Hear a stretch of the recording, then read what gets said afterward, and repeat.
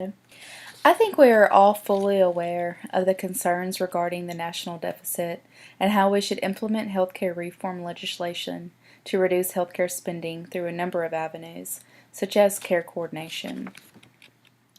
According to a Medscape article in 2014 by Dr. Amy Anderson, as the population ages, the number of patients suffering from chronic diseases will increase significantly.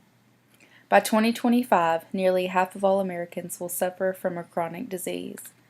So you're questioning, how are we going to reduce this cost? How are we going to decrease the cost curve?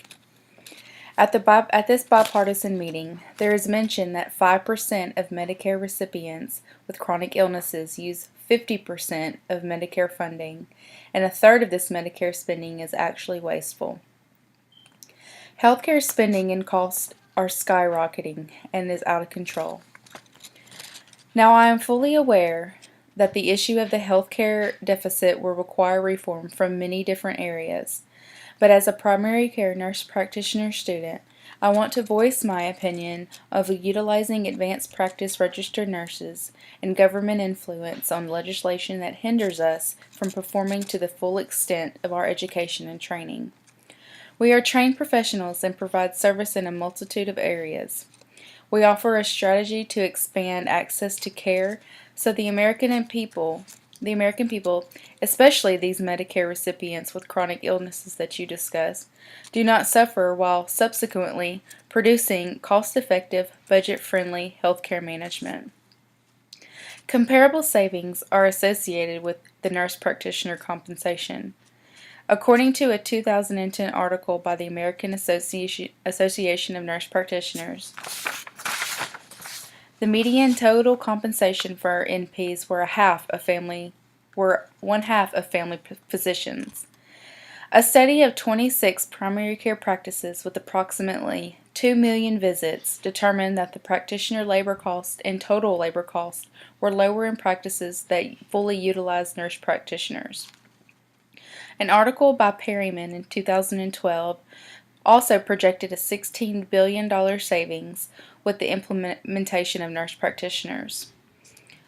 Nurse-managed centers with nurse practitioner provided care have also demonstrated significant savings, less costly interventions, fewer emergency room visits, and hospitalizations.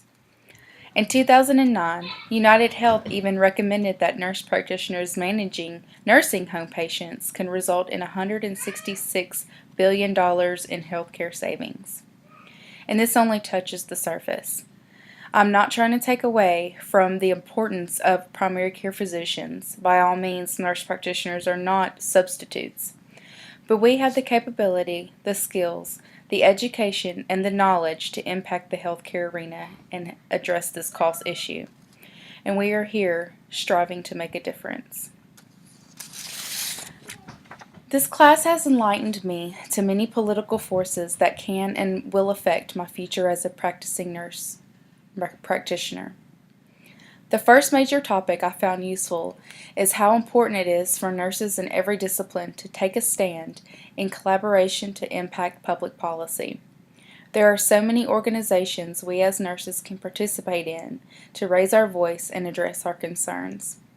This is our future and our career, so we are the ones who should be paving our own pathways. The second major topic I found interesting is how different state legislations utilize their advanced practice registered nurses.